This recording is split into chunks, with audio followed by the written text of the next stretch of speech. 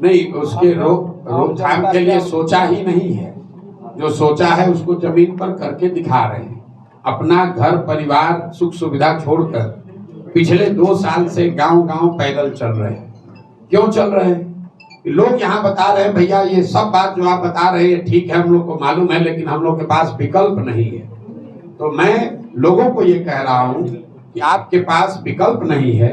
ये जो राजनीतिक बदुआ मजदूरी है, जहाँ लालू के डर से भाजपा और भाजपा के डर से लालू को आप वोट देते हैं, इससे अगर निकलना है तो नया दल नया विकल्प बनाना पड़ेगा।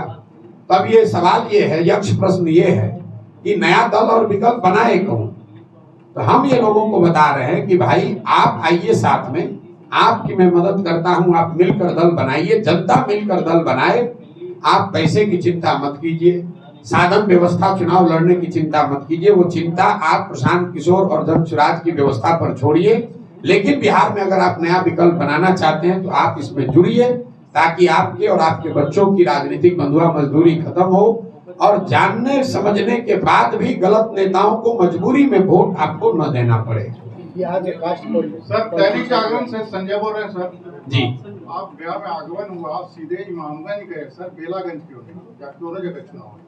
बिल्कुल नहीं, मैं बेलागंज भी मैं इमामगंज में साथी हमसे कई लोग मिलने आए थे और उनका ऐसा मत था कि इमामगंज में आपको आना चाहिए। लोगों ने न्योता निमंत्रण दिया था तो वहां गए थे। मैं बेलागंज में कल लोगों से मिल रहा हूँ। ऐसी बात नहीं कि मैं बेलागंज से हमको कोई परहेज है।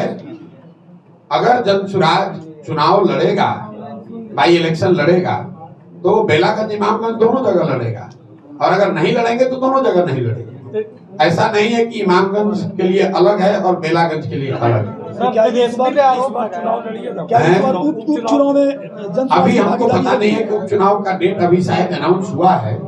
अभी डेट हमको देखना पड़ेगा, क्योंकि 2 अक्टूबर को दल बनना है। 2 अक्टूबर के बाद अगर चुनाव है तो निश्चित तौर पर चुनाव लड़ा ही जाएगा, उसमें कहीं कोई दो मत नहीं है।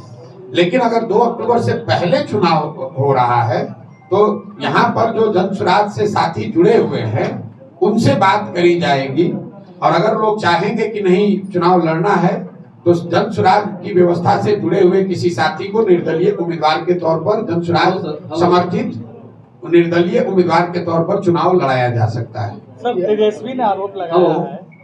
सर, मेरा एक सवाल था। एक मिनट रुकिएगा। तेजस्वी ने आरोप लगाया कि जनसुराज में जो लोग जुड़ रहे हैं वो पैसे देकर जुड़ रहे हैं।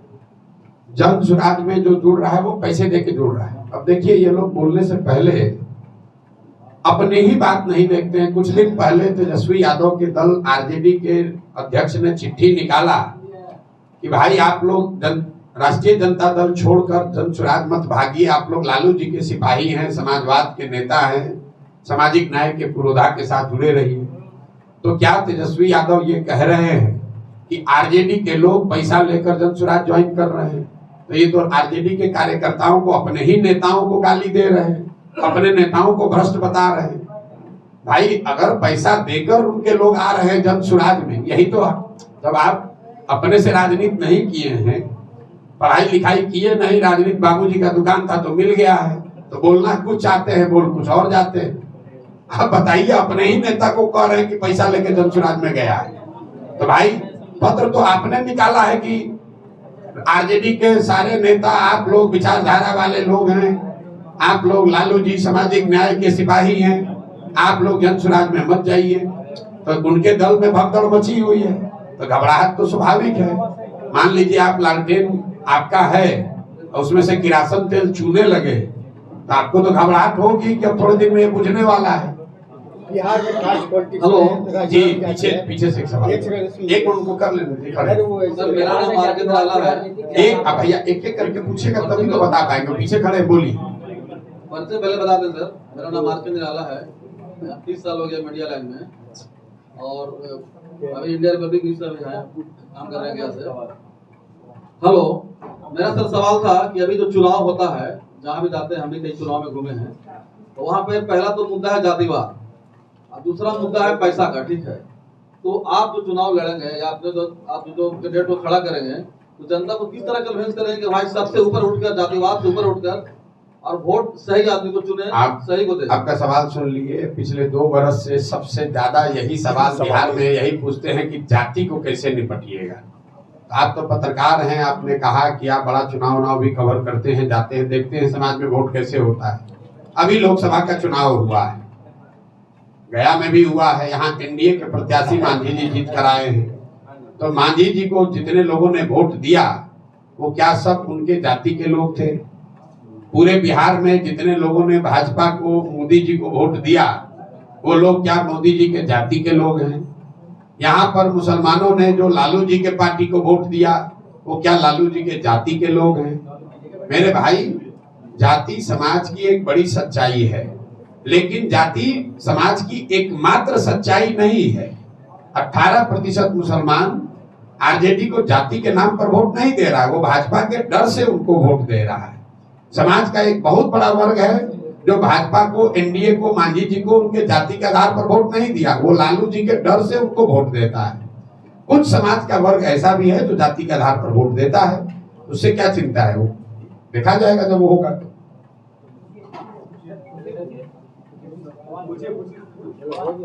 यही जाति का ही पूछ रही थी, और कौन रह गया? नहीं, मेरा सवाल यहाँ से है सर। जाति को छोड़कर यहाँ कोई सवाल ही नहीं लोगों के पास। बोलिए। मैं ये पूछ रहा था कि जनता ने आपको बिहार की समस्याओं से अवगत कराया जी। बिहार में अच्छा क्या हो रहा है उसके बारे में किसी ने कहा? बिल्कुल कहा। पहला नंबर। दूसरी नंबर की आपकी पार्टी के लिए सीएम पद के उम्मीदवार कौन होंगे और आप कहाँ से चुनाव लड़ेंगे? आपके पास ऐसा कौन सा ब्लूप्रिंट है जो सब कुछ बदल कर रख देंगे कुछ ही दिनों में? ठीक। पहला आपने कहा कि बिहार में अच्छा क्या हुआ। बिल्कुल, लोगों ने जो अच्छी बात है उसको भी बताई। लोगों की समझ से और जो हम लोगों ने गांव में देखा, 2 क्षेत्रों में सुधार दिखा है। वो सुधार है सड़क में और बिजली में। राष्ट्रीय मार्ग जो नेशनल हाईवे है, स्टेट हाईवे है, उसमें निश्चित तौर पर पिछले 10 वर्षों में सुधार हुआ है। इसके साथ साथ यहाँ पर हर घर, हर टोले, गांव में बिजली भी पहुंच गई है।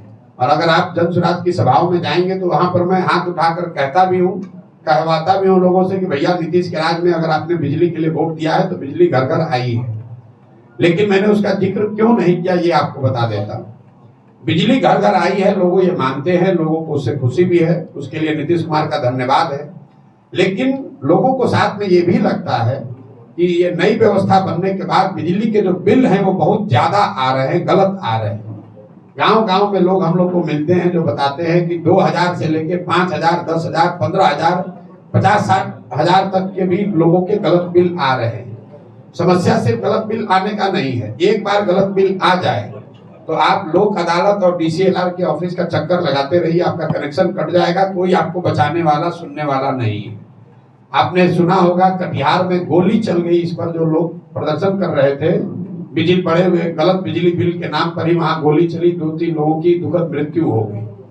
जहां तक सड़कों का सवाल है, जैसा मैंने आपको बताया, नेशनल और स्टेट हाईवे में तो निश्चित तौर पर सुधार हुआ है, लेकिन जो ग्रामीण सड़कें हैं वो करीब करीब, चाहे वो पंचायती राज की सड़क हो, ग्रामीण विकास की सड़क हो, प्रधानमंत्री मुख्यमंत्री संपर्क योजना की सड़क हो, उन सड़कों की हालात करीब करीब वही वापस हो गए हैं जो लालू जी के जमाने में होती थी।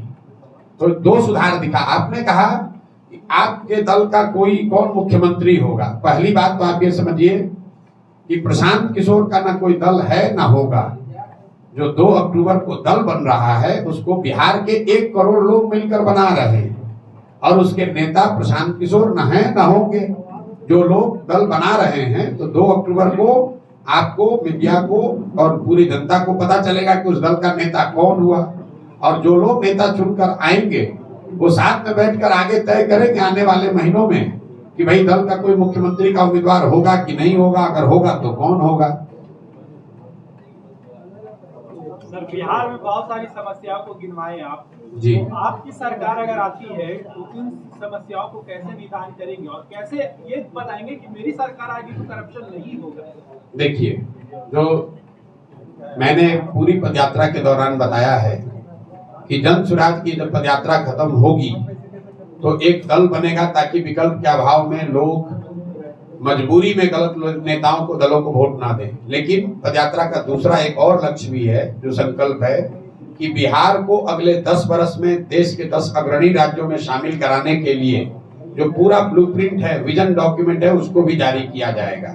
सिर्फ पूरे बिहार का नहीं, बिहार के 8,500 पंचायतों का अलग अलग, इसको याद रखिए, बिहार के 8,500 पंचायतों का अलग अलग अगले 10 वर्ष का योजना बनाकर जारी किए करेंगे।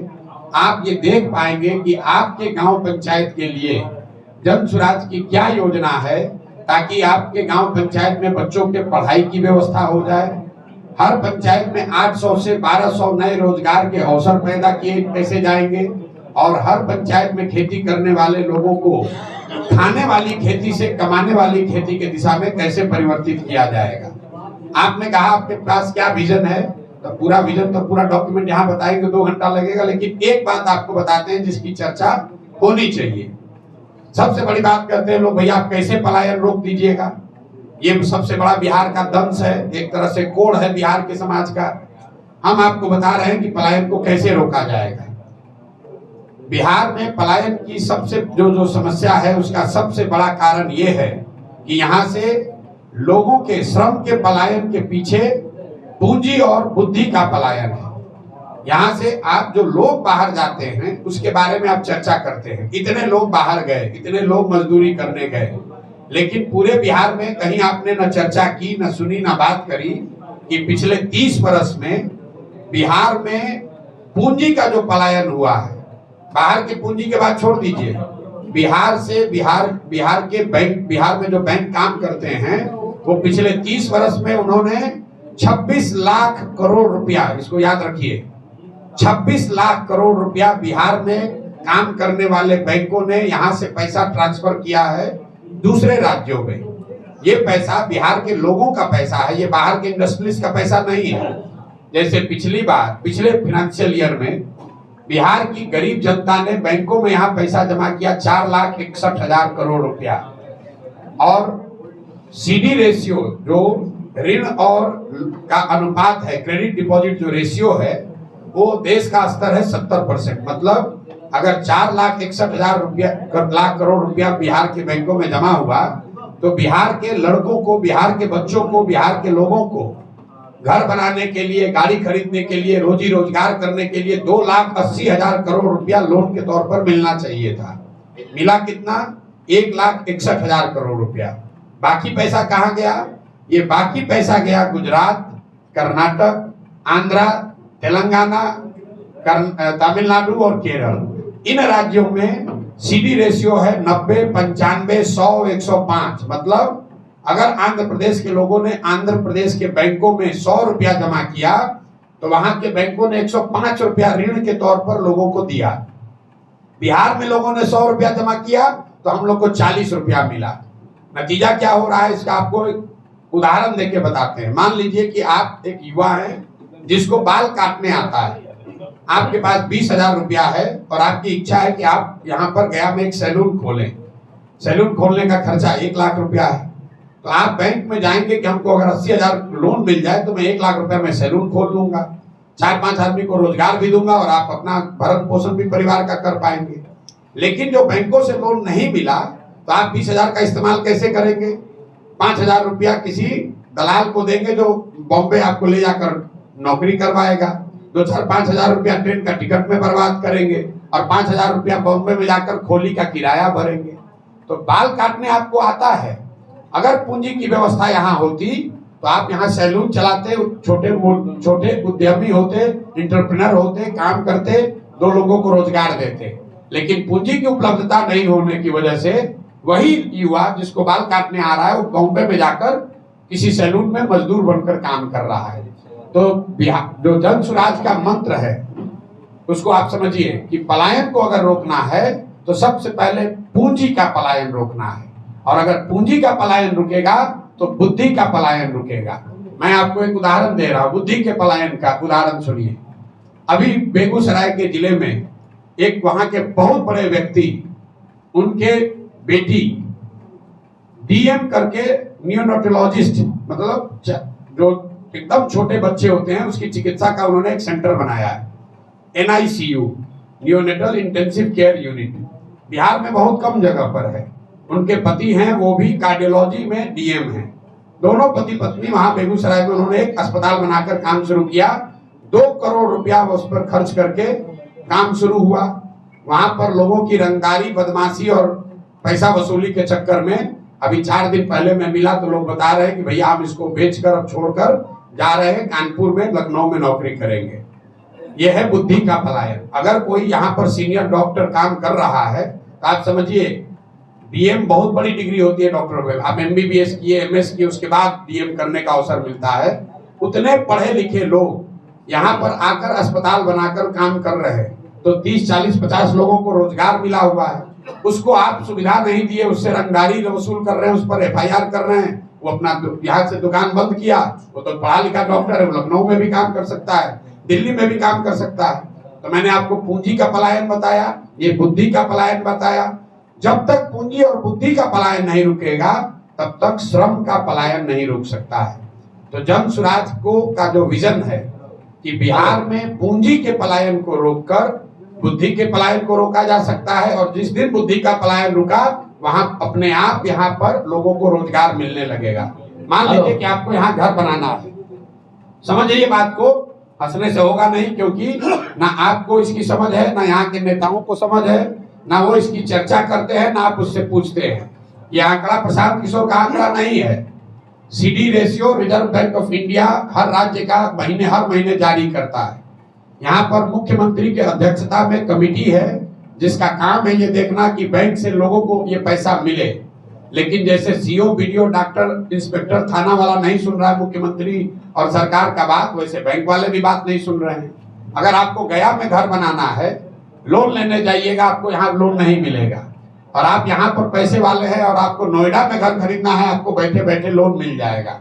अगर गया में लोन मिलता तो आप बताइए कितना ज्यादा घर बनता। अगर घर बनेगा तो जो लड़का जाकर प्लम्बर का काम, मेसन का काम, इलेक्ट्रीशियन का काम दिल्ली, नोएडा में कर रहा है, वो गया में करता। आप जितने यहाँ पत्रकार आए हैं, देखिए इसकी कितनी इसका असर होता है। आप में से बहुत लोग आए होंगे गाड़ी से, मोटरसाइकिल से। कोई ऐसा मोटरसाइकिल आपने नहीं खरीदा होगा, गाड़ी नहीं खरीदा होगा जिसको कि फिनांस पर ना लिया हो आपने। अगर आपको फिनांस ना हो तो कितने लोग गाड़ी और मोटरसाइकिल खरीद पाएंगे? बहुत कम लोग खरीद पाएंगे। तो यहाँ जो विकरालता है गरीबी का पलायन का, उसके मूल में है पूंजी का पलायन। जब तक यहाँ पर लोगों को सस्ती और सुलभ ऋण नहीं उपलब्ध कराया जाएगा तब तक यहाँ पलायन को नहीं रोका जा सकता है। जो सरकारी नौकरी का झांसा लोग दे रहे हैं, ये आंकड़ा याद रखिए। यहाँ ये मूर्खों की नगरी बना दिया है यहाँ के नेताओं ने। मेरे भाई, जो लोग कह रहा है कि नौकरी दे देंगे, 75 साल 78 साल हो गए बिहार में, चपरासी से लेकर मुख्य सचिव तक जितने लोग सरकारी नौकरी कर रहे हैं सबकी सूची बनाइएगा तो संख्या होती है करीब करीब 23 लाख। 23 लाख लोगों को बिहार में सरकारी नौकरी मिली हुई है। ये प्रतिशत के टर्म पर हुआ 1.97%। मतलब 98% बिहार के लोगों को ना सरकारी नौकरी है ना हो सकती है। लेकिन इसी 2% के सरकारी नौकरी के जाल में फंसाकर लाखों बच्चों को लोग, कोई ट्यूशन करा रहा है, कोई कोचिंग करा रहा है, कोई रिजर्वेशन का बात कर रहा है कि हम 50 कर देंगे, 65 कर देंगे। अरे भाई, अगर 100% भी आपने नौकरी दे दी तो भी तो 2% को नौकरी मिला। दुनिया में जो देश आगे बढ़े हैं, क्या वो रेलवे का एग्जाम देकर आगे बढ़े हैं? वहां पर लोग मुसल्लापुर में और चौधरी टोला में बैठ के ट्यूशन कर रहा है? नहीं। जिन देशों में तरक्की हुई है वहां पर बच्चों को पढ़ाने की बेहतर व्यवस्था कर दी गई और यह सुनिश्चित किया गया कि पढ़ने लिखने के बाद रोजी रोजगार अगर आप करना चाहें तो सरकार की जो पॉलिसी है, जो पूंजी का सपोर्ट है, जो व्यवस्था है, वो आपको सपोर्ट करे ताकि आप अपना रोजी रोजगार कर सकें। उससे यहाँ पर गरीबी और पलायन खत्म होगा। सरकारी नौकरी का रेवड़ी बांटने से कुछ होने वाला नहीं है। ये समाजवाद के नाम पर, सामाजिक न्याय के नाम पर ये रबड़ी दिखाते हैं कि हम तुमको 10,000 आदमी को नौकरी दे देंगे, 1 लाख आदमी को नौकरी दे देंगे। अरे भाई, मान लो एक बार को 1 लाख का दे भी दोगे तो बिहार में तो 13 करोड़ लोग रहते हैं। 1 लाख आदमी की नौकरी देने से 13 करोड़ लोगों का जीवन कैसे सुधरेगा? सर, बिहार में अपराध नियंत्रण पे आपका कोई है? हेलो भैया, अपराध देखिए, जो भी आप पूछ रहे हैं कि पलायन की समस्या है, कृषि की समस्या, अपराध, पहले आपको ये समझना है। आप डॉक्टर के पास जाते हैं, आप कहते हैं बुखार है, डॉक्टर क्या कहता है? पहले बुखार क्यों है इसको समझिए। यहाँ कानून व्यवस्था की स्थिति क्यों बिगड़ी हुई है। नीतीश कुमार के राज में लोगों ने फील किया था कि 2005 के बाद, लालू जी के जंगल राज के बाद जब नीतीश की सरकार आई तो लोगों को लगा कानून व्यवस्था की स्थिति सुधार हुआ है। ये कानून व्यवस्था की स्थिति बिगड़नी शुरू हुई है आंकड़ों के हिसाब से 2016 से। 2016 के बाद से चाहे नीतीश की सरकार एनडीए के साथ हो या महागठबंधन के साथ, वो स्थिति बिगड़ती जा रही है। क्यों बिगड़ रही है? 2016 से क्या हुआ ऐसा? 2016 में यहाँ शराबबंदी लागू कर दिया गया। शराबबंदी लागू होने के बाद पुलिस प्रशासन का एक बड़ा तबका अब अपनी रूटीन लॉ एंड ऑर्डर के काम को छोड़कर पूरे टाइम शराबबंदी लागू कराने, उसको छिपाने, उसको बनाने, उसके कमाने में लगा हुआ है। पूरी जो न्यायिक व्यवस्था है वो पूरी क्लॉग हो गई। 8.5 लाख शराबबंदी के केस हुए हैं। 6.5 लाख से ज्यादा केस हैं जो कोर्ट में लंबित हो गए। 1,23,000 से ज्यादा लोग जेलों में बंद हैं। आपने सुना होगा जो देश के चीफ जस्टिस है, उन्होंने कहा कि भाई बिना सोचे समझे ऐसा पॉलिसी बनाते हो, उसकी वजह से सारी व्यवस्था खराब हो जाती है। तो जिन न्यायालयों में, जिन थानों पर पहले से ही काम का दबाव था, उस पे आपने इतना बड़ा काम ऊपर से डाल दिया। अब ये इसमें लोग पैसा कमा रहे हैं, लूट रहे हैं, और जो कानून व्यवस्था की बात है उसको छोड़ दिया। तो क्या शराब जो 1 मिनट रुक जाइए, जो लड़का पहले वहां गांव में घूम रहा था वो शराब का बोतल इधर से उधर कर रहा है, स्मैक पी रहा है और गन चला रहा है, इसलिए अपराध बढ़ रहा है। तो जो लॉ एंड ऑर्डर की स्थिति बिगड़ी है, मेरा मानना है कि उसमें शराबबंदी का एक बहुत बड़ा योगदान है। सर आप बोले थे और दूसरी वजह यह है कि कहीं न कहीं नीतीश कुमार का इस सरकार पर नियंत्रण जो है वो तो खत्म हो गया है। उनके इर्द गिर्द के 4-5 अफसर है, वही चला रहे हैं सरकार को। नीतीश कुमार को तो पता नहीं चल रहा है क्या हो रहा है, क्या नहीं हो रहा है। जो अफसरों ने बताया वो सुने, और जो अफसर ने नहीं बताया वो नहीं सुना। आपने देखा होगा पत्रकार पूछते हैं कि सर यहाँ पर लाठीचार्ज हो गया, तो खुद ही कैमरे पर कहते अच्छा वहां ऐसा हुआ, सर उनके पता कराते हैं। वो आदमी को यही नहीं पता कहाँ लाठीचार्ज हो गया, कहाँ गोली चल गई। एक सवाल मेरा भी है, जितेंद्र मिश्रा बोल रहे हैं। कहाँ पे है भैया? हाँ जी बताइए सर। जब आप पार्टी बनाएंगे तो पार्टी बनाने के बाद वो चुनाव लड़ेंगे पूरे बिहार में, तो क्या सभी दल के लोग जो शिक्षित लोग को भी टिकट दे देते हैं, चुनाव लड़वा देते हैं, तो आपके यहाँ क्या योग्यता भी सीमा तय है? देखिए, आप लोग को 100 बार इस प्रेस कॉन्फ्रेंस में अभी तक कह चुके हैं, लेकिन आपका जो पूछने का तरीका है वो सुधर नहीं सकता है। हम आपको कह रहे हैं कि हम कोई दल बना ही नहीं रहे हैं, और आप कह रहे हैं सर आप दल बनाइएगा, उसमें क्या कीजिएगा। जो लोग मिलकर दल बना रहे हैं वो चर्चा कर रहे हैं। संविधान बनाने के लिए, इस दल के संविधान को बनाने के लिए 121 सदस्यीय कमेटी है, जो कि करीब करीब 1000 बिहार के गांव कस्बों में जाकर मीटिंग कर रहे हैं। प्रखंड में आपके यहाँ भी लोग आएंगे। उस संविधान में इस बात को पूछा जा रहा है कि क्या दल में टिकट देने के पहले शैक्षणिक योग्यता को एक पैरामीटर बनाया जाए। जो मैं खुद वहां मीटिंग कर रहा हूं, पटना में भी आपने देखा होगा 2 बड़ी बैठकें हुई हैं, 6 और बाकी हैं। वहां पर भी मैंने पूछा, अभी इस पर सामंजस्य नहीं बन पाया है। ज्यादातर लोग कह रहे हैं कि शैक्षणिक योग्यता एक पैरामीटर होना चाहिए, लेकिन वो शैक्षणिक योग्यता 10वां होना चाहिए, 12वां होना चाहिए, बीए होना चाहिए, इस पर चर्चा चल रही है।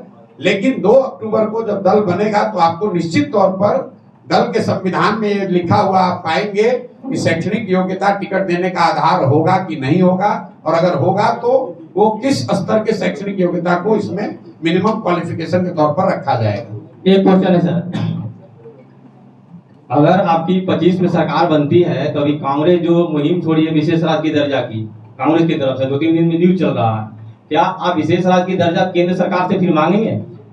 बिल्कुल नहीं मांगेंगे। ये समय खोटा करना है।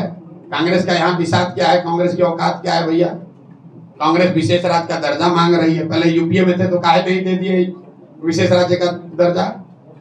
अभी नीतीश जी के दम पर ही केंद्र की सरकार चल रही है, काहे नहीं विशेष राज्य का दर्जा ले लिए? जनता को बेवकूफ बनाने के लिए जब मन हुआ कह दिया विशेष राज्य का दर्जा। पहले आप खड़ा होकर समझिए कि विशेष राज्य का दर्जा का मतलब क्या है। विशेष राज्य के दर्जा का मतलब बस इतना ही है कि जो केंद्र पोषित योजनाएं हैं उसमें जो केंद्र का कंट्रीब्यूशन है, अभी मान लीजिए कि 100 रुपया अगर सर्व शिक्षा के नाम पर सरकार खर्च करती है, 60 रुपया केंद्र से आता है, 40 रुपया राज्य से आता है। अगर आपको विशेष राज्य का दर्जा मिलेगा तो संभव है कि केंद्र 60 के बजाय 80 देने लगेगा। लेकिन अगर वो पैसा आ भी जाए तो क्या सारे विद्यालयों की स्थिति सुधर जाएगी? पिछले वित्तीय वर्ष में बिहार सरकार ने, इसको ध्यान रखिए, पिछले वित्तीय वर्ष में बिहार सरकार ने 51,000 करोड़ रुपया 51,000 करोड़ रुपया खर्च किए बगैर सरेंडर कर दिया।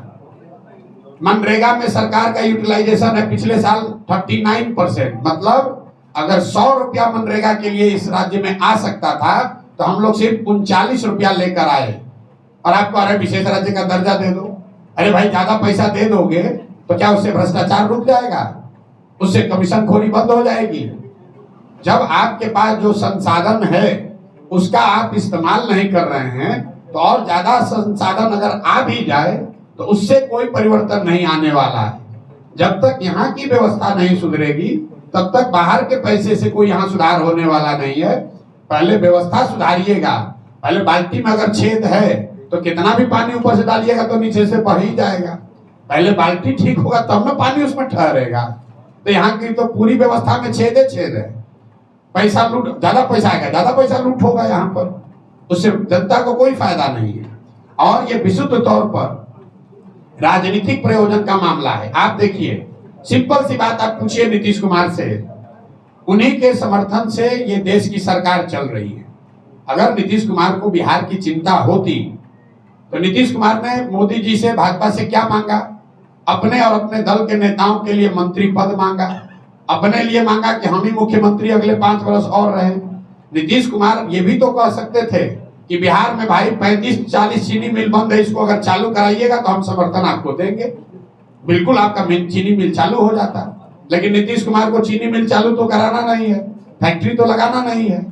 अगर आज केंद्र की सरकार देश के उद्योगपतियों को बुलाकर कहे कि तुमको हर जिला में एक फैक्ट्री लगाना है तो किस उद्योगपति का हिम्मत है कि यहाँ पर नहीं लगाएगा फैक्ट्री? लेकिन इसकी चर्चा कभी हुई है? आप पत्रकार खुद हैं, कोई आप हमको ऐसा खबर बताइए कि नीतीश बाबू आज गए हैं, बिहार के मुख्यमंत्री गए हैं केंद्र सरकार से बात करने के लिए कि भाई बिहार में चीनी मिल चालू कैसे होगा?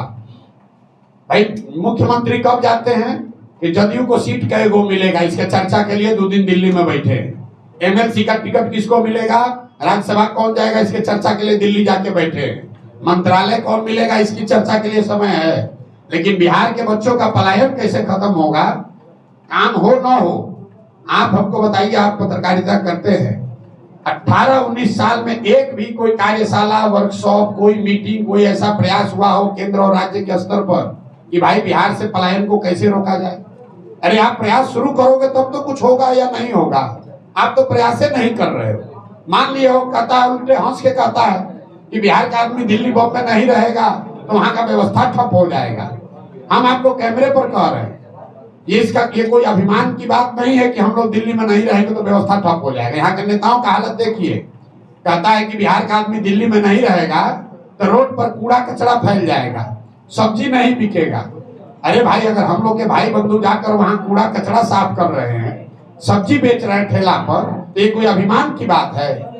अभिमान की बात तब न होती कि बिहार के लड़के सब्जी पैदा करते यहाँ गया में, औरंगाबाद में, और यहाँ से ट्रेन से हम लोग दिल्ली भेजते, तब ना अभिमान की बात होती कि अगर बिहारी कह के गाली दोगे तो यहाँ से सब्जी का सप्लाई बंद कर देंगे, यहाँ रोजी रोजगार होता। नेता यहाँ हंस के कहता है हम लोग तो इतना बिहारी मेहनत करने वाला है कि हम लोग बम्बे दिल्ली हर जगह जाकर काम करते हैं। कहीं जाकर काम करने में शिकायत नहीं है, लेकिन मजबूरी में जाकर मजदूरी करना पड़े, ये कोई शान की बात नहीं है। सर, मेरा नाम अमन शर्मा है, मैं डिजिटल मीडिया से हूँ।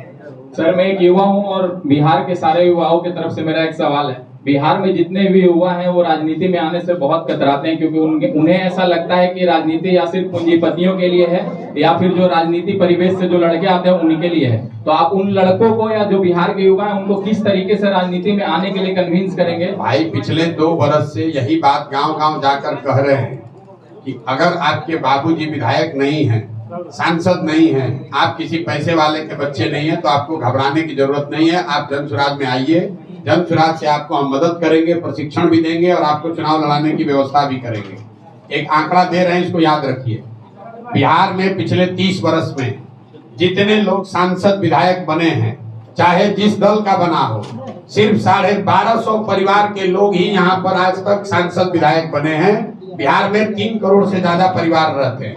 ये 1200-1250 परिवार के लोगों ने यहाँ की पूरी व्यवस्था को कैप्चर कर लिया है और सबके मन में ये डर बैठा दिया है कि कोई आदमी राजनीति में नहीं आ सकता है। कोई राजनीति में आना चाहता है, कहता है तुम्हारा तो जात का संख्या नहीं है।